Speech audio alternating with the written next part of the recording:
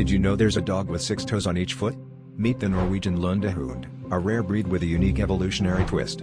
These extra toes aren't just for show, they're a specialized adaptation for navigating Norway's rugged coastal cliffs.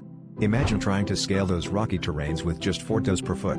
The Lundehund's multi-toed feet provide extra grip and balance, making it a natural-born climber.